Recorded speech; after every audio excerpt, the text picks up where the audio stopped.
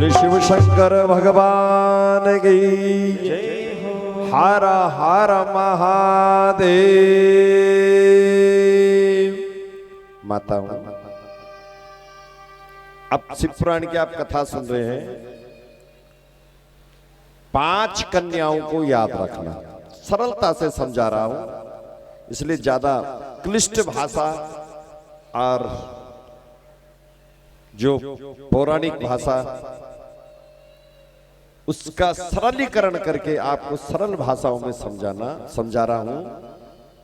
प्यारी बहनों, शिव कथा प्रेमियों, अहिल्या, जानते हो अहिल्या माता कौन थी? अहिल्या थी गौतम ऋषि की पत्नी और हनुमान जी की नानी। हनुमान जी की नानी थी अहिल्या। गौतम और अहिल्या की एक बेटी थी जिसका नाम था अंजनी, और अंजनी का पुत्र हुए हनुमान जी। तो हनुमान जी की क्या लगी मैया अहिल्या? नानी। तो हनुमान जी की नानी का नाम याद रखना। क्या नाम? इसलिए थोड़ा सरलीकरण कर रहा हूं ताकि याद रहे। तो अगर पूछे आपको कोई कि मैया हनुमान जी के पापा का नाम क्या था, तो आप बोलेंगे केसरी नंदन। माँ का नाम अंजलि। तो बच्चे को तो माँ का मायका अच्छा लगता है। बच्चे जब छोटे होते तो मामा कोट उसको बहुत प्यारा लगता, मौसी मामा ये भी उसको बहुत प्यारे लगते, नहीं लगते? नानी के घर को भी वो बहुत प्रेम से, बहुत प्यार होता है बच्चों को मामा कोट से। तो अंजनी कौन थी? हनुमान जी की नानी ने अहिल्या। अहिल्या अंजनी की माँ, अहिल्या हनुमान जी की नानी। तो अहिल्या का नाम याद रखना। जयकारा लगा दो, अहिल्या माता की। अहिल्या। द्रौपदी, द्रौपदी का सब, द्रौपदी कथा सब विस्तार पूर्वक जानते हैं। जानते हैं कि नहीं जानते? द्रौपदी। तीसरे नंबर पर आती है माता सीता। अहिल्या, द्रौपदी, सीता। चौथे नंबर पर आती है मंदोदरी, और 5वें नंबर पर आती है तारा। तो इन पंचम कन्या स्मरे नित्यम महापातक नाशना। 5 कन्याओं का कोई ये प्रातः स्मरणीय श्लोकों में भी आता है। 5 कन्याओं का कोई नाम ले, अहिल्या, द्रौपदी, सीता और मंदोदरी, तारा तथा पंचकन्या स्मरे नित्यम, पंचकन्या स्मरे नित्यम महापातक नाशम। याद रहेगा? ऐसा तो नहीं कि इधर से सुनते हैं आप और इधर से निकाल देते हैं। एक बार एक मूर्ति बेचने वाला गांव में आया, मूर्ति बेचने वाला। उसके 3 मूर्ति थी, बढ़िया बढ़िया मूर्ति। एक रूप रंग की मूर्ति थी, एक रूप रंग की मूर्ति, बराबर वजन की, एक नाक नक्शा, पर उसके एक मूल्य में बहुत भाव था। चौपाल लगा दिया, मूर्ति ले लो, मूर्ति ले लो, मूर्ति ले लो। आप जैसे ग्राहक मूर्ति देखने के लिए गए, पसंद आएगी तो खरीद लेंगे। तो उसको बोला, भैया कैसी है तुम्हारी मूर्ति? उसने कहा, भैया ये जो इधर वाली मूर्ति है, ये इधर वाली जो मूर्ति है ये 1000 रुपया की है। बीच में जो मूर्ति है वो 100 रुपया की है, और इधर वाली जो मूर्ति है वो 10 रुपया की है। तो उन्होंने कहा, भाई इतना फर्क क्यों है? मूर्ति तो एक जैसी है तुम्हारी। 100 रुपया, 1000 रुपया का 100, 1000 में और 100 में फर्क होता है। फिर 100 का फिर 10 रुपया, बहुत फर्क है। तो बोले सुनो, एक तार का टुकड़ा था। तो बोले ये जो 1000 रुपये की मूर्ति है, इसके कान में तार डालो। तो जब कान में तार घुसाया, वो तार सीधा कान से और हृदय में गया। उसने कहा, ये मूर्ति बहुत महंगी है, ये जो सुनती है सब ग्राह्य करती है, सबका संग्रह करती है, ज्ञान को अपने पास रखती है। ये जो 100 रुपये की मूर्ति है, ये इधर से सुनती है और इधर से निकालती है। एक कान से सुना, दूसरे कान से बाहर निकाला, याद नहीं करती। यहां तो हाँ हाँ हाँ हाँ समझ में आया, और जैसे ही प्रसाद लिया और घर के ले गए तो सब भूल भाल कर चले गए। तो उस 10 रुपए की मूर्ति में इधर से डाला तार, इधर से निकला। एक कान से सुनती है, दूसरे कान से निकालती है। 100 रुपए की है, और ये जो 10 रुपए की मूर्ति है इसके अंदर तार डालो। कान में जब तार डाला तो घुसा ही नहीं अंदर। उसने बोला बस ये केवल एक दिखावे की मूर्ति है कि ये मूर्ति है, पर इसके अंदर कुछ घुसता ही नहीं है। तो आप कौन सी मूर्ति है? वो 10 रुपया वाली है कि 100 रुपया वाली में है कि वो 1000 वाली मूर्ति है? वो आप समझ लीजिए, ठीक है ना। इसलिए जो भी सुना सब ग्राह्य है, त्याज्य कुछ भी नहीं है। ये 5 कन्या, ये इनकी संतान थी, फिर भी ये कन्या में ही आती है। इनका कौमारित्व नष्ट नहीं हुआ। किसका? इनका कौमारित्व नष्ट नहीं हुआ।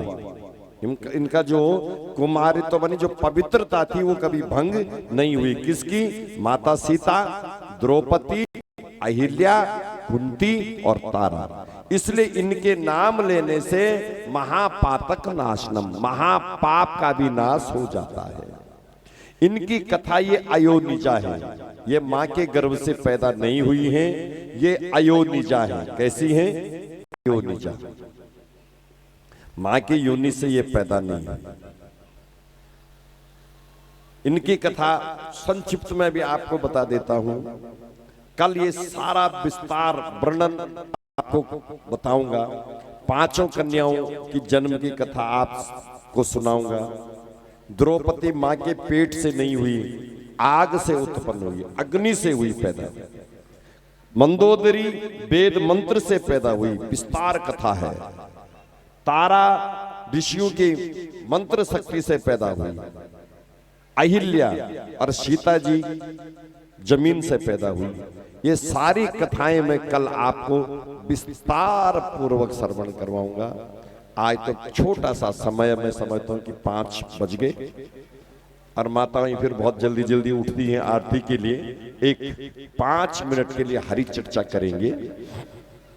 सज्जनों, हरि कथा प्रेमियों, भगवान को रिझाने के लिए उम्र की जरूरत नहीं होती। ध्रुव जी की क्या उम्र थी? सौतेली माँ की फटकार सुनी, रो के घर आए। अपनी माँ ने जंगल में भेजा उसकी माँ ने, और 5 वर्ष की उम्र में तपस्या कर ली थी। उम्र का वो नहीं हो। ऐसे कुछ लोग कहते हैं कि जब बूढ़ा, अभी हमारी उम्र नहीं है भगवान का भजन करने की। प्रहलाद जी की क्या उम्र थी? जब भगवान की कृपा हो जाए तो भगवान, जब से श्वास हमको बोध होता है भले बुरे का, तब से ही भगवान का भजन शुरू कर लेना चाहिए। बुढ़ापे में कोई भगवान का भजन नहीं होता है। ये नहीं चाहिए कि भगवान पढ़े लिखों को मिलते हैं। कहां भगवान पढ़े लिखों को मिलते हैं? भगवान भोलेनाथ तो ऐसे अवडरदानी है, चोरों का भी कल्याण कर देते हैं। दीप जलाने का बहुत ज्यादा महात्म्य है शिवालय में। यज्ञदत्त का पुत्र था गुणनिधि, महाचोर था।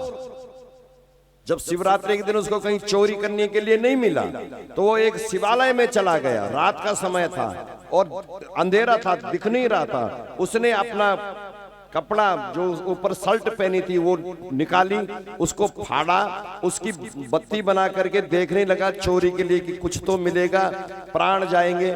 उजाला देख करके लोगों ने देखा मंदिर में कौन घुसा, इकट्ठे हुए, उसको मारा पीटा, वो मर गया। मरने के बाद भगवान के पार्षद खड़े आए।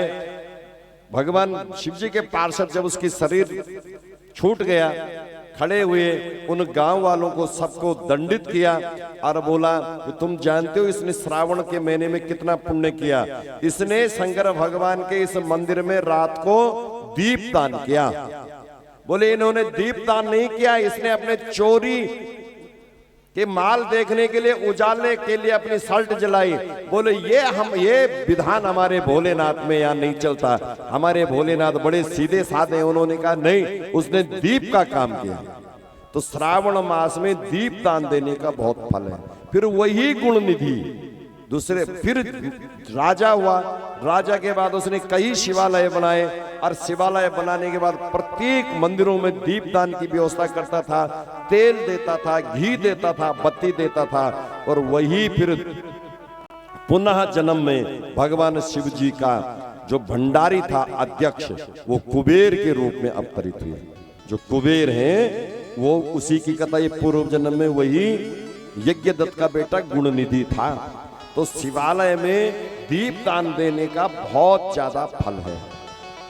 अरे माताओं, हरि कथा प्रेमियों, सज्जनों, एक बार न ऐसी बहुत कथा थी शिव जी भगवान। एक चोर था बहुत बड़ा। उस चोर को जब त्योहार होता है, पर्व होता है, यही शिवरात्रि थी, शिवरात्रि का पर्व था। तो शिवरात्रि में 4 पहर की पूजा होती है रात को 10 बजे।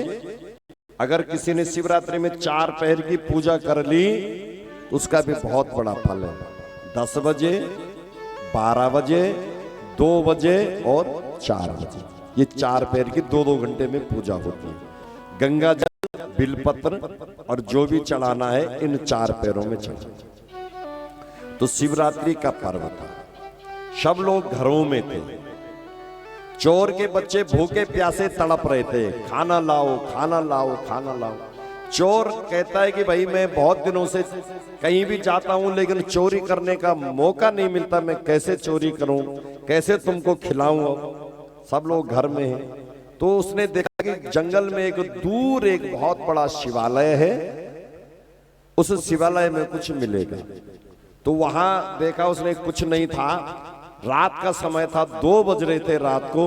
उसने देखा इतना बड़ा घंटा, घंटी किसी ने बजाने का घंटा टांका था। उसने कहा इसको उतार लेता हूं और इसको बेचूंगा तो 2 टाइम का खाना तो हो जाएगा। तो जब वो उतारने का प्रयास करता, उस तक उसके हाथ नहीं पहुंचे घंटे तक, तो वो जो शिवलिंग था, शिवलिंग के ऊपर चढ़ गया। और जैसे ही हाथ खड़े किए उस घंटे को पकड़ा, शंकर भगवान प्रकट हो गए। बोले शंकर भगवान है कि शंकर भगवान जब प्रकट हुए तो वो चोर नीचे गिर गया, लिंग में उथल पुथल हुई। उसने कहा वाह मेरे भोलेनाथ, मेरे दर्शन हो गए। महाराज ये आपके हाथ में जो त्रिशूल है इसको मेरी छाती पे गाड़ दो, मेरे प्राण ले लो, वैसे भी मैं भूखा प्यासा मर रहा हूं।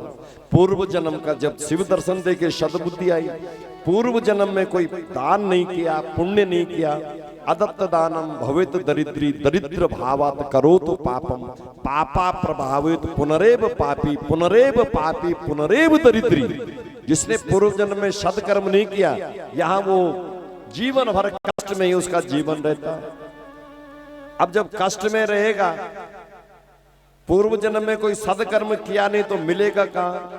दान दिया नहीं, कोई पूजा पाठ की नहीं, संत महात्माओं की सेवा की नहीं, तो मिलेगा कहां से? तब लोगों को ठग के खाएगा, चोरी करके खाएगा। तो दरिद्र भावात करो तो पापम, दरिद्री है तो फिर पाप कर रहा, पाप करेगा तो फिर पापी बनेगा। पुनरेव पापी पुनरे दरिद्री। अब शंकर भगवान के दर्शन करके उसकी बुद्धि जग गई। बोले बाबा मैं तो वैसा भी बहुत पापी हूं, पूर्व जन्म में पता नहीं क्या पाप किए हैं, पर आपके दर्शन बस अब जीने की चाह नहीं है। मैं तो इतना बड़ा पापी हूं कि आपके ऊपर भी पैर रख दिए।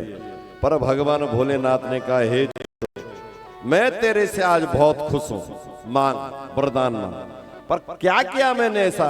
बोले आज शिवरात्रि है, कोई दूध चढ़ा रहा है, कोई पंचामृत चढ़ाता, कोई बिलपत्र चढ़ा रहा, भांग चढ़ा रहा, धतुरा चढ़ा रहा, रुद्राक्ष के फल चढ़ा रहा। पर एक ऐसा भक्त तू ही है जिसने अपना शरीर पूरा मेरे को चढ़ा दिया। बोले हर हर महादेव। ऐसा भक्त आज तक नहीं मिला जिसने पूरा शरीर ही मुझे चढ़ा दिया। उन्होंने कहा महाराज मैंने ऐसा थोड़ी नहीं चढ़ाया था कि मैं भक्तिमय होकर के और मैं आपको समर्पित हो जाऊं। बोले मैं तो यही समझ रहा हूं कि दूसरे तीसरे पैर की जो पूजा त्रुय निश्चय मतलब निशातब्द अंधेरी रात में की जाती है, वो पूजा तूने की और तेरा जागरण हो गया। और जागरण का फल भी बहुत है। जागरण कब कब होता है? काल रात्रि, महारात्रि, मोह रात्रि, दारुण। इन रात्रियों में सोना नहीं चाहिए। काल रात्रि नवरात्र में आती, मोह रात्रि, और जब कोई परिवार में किसी की अंत्येष्टि हो गई, कोई मर गया और अगर उसकी अर्थी घर में ही रख दी गई तो सोना नहीं चाहिए। मोह उसको बोलते हैं दारुण। और शिवरात्रि के दिन इन 3 रात्रियों का अगर कोई सोता है तो जो जगते हैं उनके पाप उतरते हैं और जो सोते हैं सारे पाप वहां सवार होते हैं। ये शास्त्रों में बताया गया है। माताओं बहनों हरि कथा प्रेमियों 5:30 हो गए हैं। आरती प्रसाद लेकर के आप जाएंगे। 1 बजे से यहाँ पर सुंदर सुंदर शिव जी के भजन होते हैं। आप 1 बजे से यहाँ शिव जी के लिए आए।